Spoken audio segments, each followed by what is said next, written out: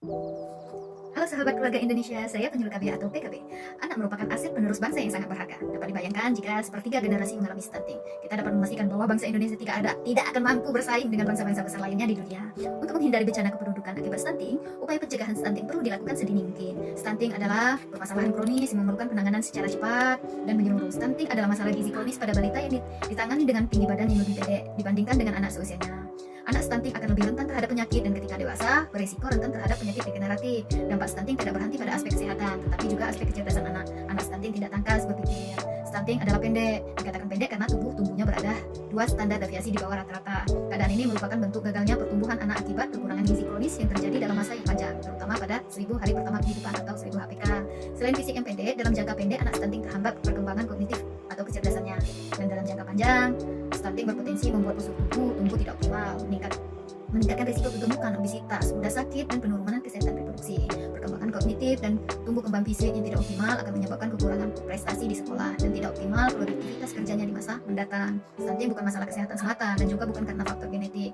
Boleh juga disebut sebagai masalah kemanusiaan, di mana di dalam Undang-Undang Dasar 1945 Pasal 2B ayat 2 disebut bahwa setiap anak berhak atas kelangsungan hidup, tumbuh dan berkembang serta berhak atas perlindungan dan kekerasan diskriminasi. Ini stunting menjadi salah satu masalah yang cukup membahayakan, tidak sekedar masalah fisik seseorang, tetapi akan meluas menjadi masalah nasional dengan kehilangan generasi, sekaligus menjadi beban semakin besar jika tidak dihentikan. Stunting terjadi karena mengalami gangguan tumbuh kembang dalam waktu yang lama, bukan sebulan 2 bulan, apalagi sehari 2 hari. Selama apa?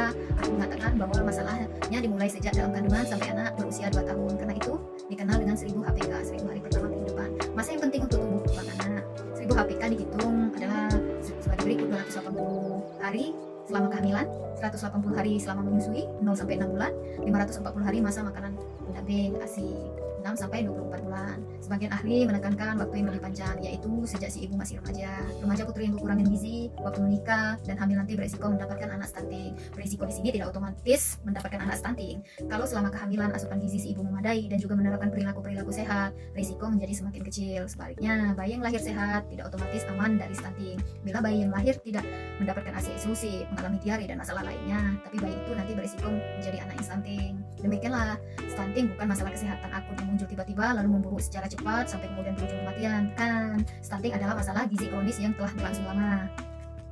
Untuk mengetahui apakah seseorang mengalami masalah gizi yang kronis atau tidak, kita harus mengukur tinggi badannya. Mengapa tinggi badan? Bukan berat badan. Penjelasan sederhananya, berat badan itu gampang naik turun. Kasih makan banyak selama seminggu, berat badan akan bertambah. Kena diare sehari, berat badan akan turun. Kasih makan lagi, bagus lagi, naik lagi. Berat badan itu sensitif, tapi tidak dengan tinggi badan. Tinggi badan kurang sensitif. Anak yang pendek tidak bisa langsung menjadi tinggi. Dengan diberi makanan yang bergizi dalam seminggu atau sebulan, perubahan tinggi badan terjadi dalam waktu yang lama.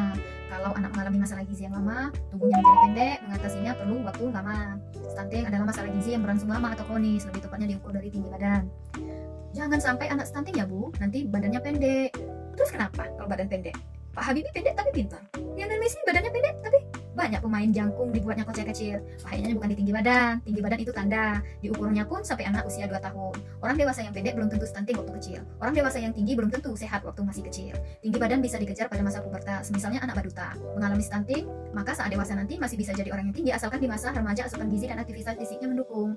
Orang dewasa yang sangat cerdas seperti Pak Habibie dan Lionel Messi yang dimaksud itu tentu tidak mengalami stunting pada masa kanak-kanaknya.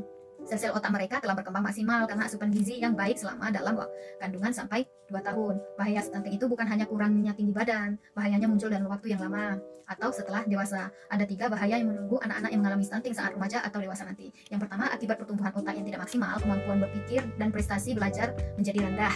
Yang kedua, akibat kekurangan gizi, perkembangan organ-organ penting terganggu. Mereka yang stunting waktu kecil berisiko mengalami PTM, penyakit tidak menular seperti gangguan pencernaan, diabetes, penyakit jantung, kanker, dan stroke. Ketiga, akibat pertumbuhan badan dan komposisi badan yang tidak optimal. Anak mengalami stunting, kurang daya tahan tubuhnya, kekebalan tubuh tidak maksimal sehingga mudah jatuh sakit. Yang menyedihkan, menurut ahli, dampak sulit dipulihkan. Artinya kalau anak-anak otaknya tidak berkembang, sulit mengejar ketinggalan di masa berikut. Demikian juga sulit meningkatkan kekebalan tubuh atau menurunkan risiko PTM saat dewasa kelak.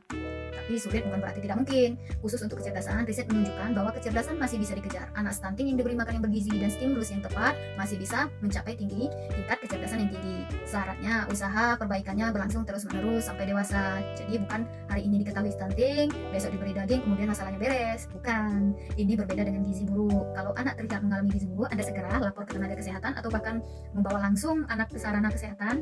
Di sana anak akan diperiksa secara klinis dan diukur lebih rinci. Nah, untuk mengetahui stunting, anak harus belajar merubah perilaku orang tua, pola makan, anak harus lebih baik atau bergizi seimbang. Kebersihan dijaga, perilaku sehat harus dibentuk, kunjungi posyandu secara rutin, datang waktu hari vitamin A, imunisasi harus diterima secara lengkap. Dan perubahan itu tidak boleh hanya berlangsung sesaat, seminggu, 2 minggu, sebulan, 2 bulan, atau terhenti. Tidak bisa, tapi harus terus-menerus, tahun berganti tahun, bahkan sampai dewasa nanti. Perilaku sehat harus tetap dijaga. Ya, gitu. Salam penyuluh KB, sehat semangat, luar biasa.